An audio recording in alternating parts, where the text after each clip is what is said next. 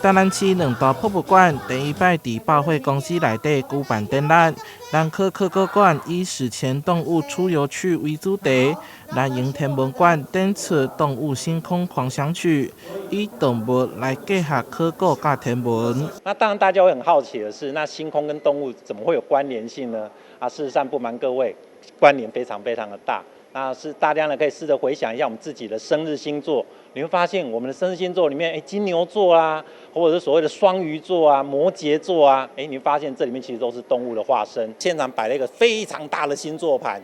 但是呢，星座盘不是摆着看的，要让大家真的实际来转转看，你能不能从我们星座盘上去找到，某一天的某一个时间，星空长什么样子？南营天文馆为理想星座甲天文望远镜，带领大家去探索星空，同时透过互动游戏，讲解宇宙的奥妙。另外，南科科学馆透过珍贵的动物标本甲模型，让大家熟悉史前文化生态的丰富。那我们这次的展示内容呢，除了跟观众介绍一下动物跟人环境之间的关系，也有人跟动物，还有史前考古在台南地区我们找到的这个众多像动物园一般的这个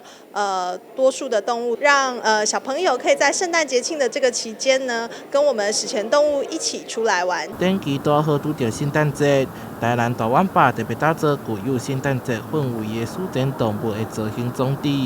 替特展增加趣味性，希望透过这次的双联展，会当展示台南市博物馆的多元甲创新。台南新闻社会采访报道。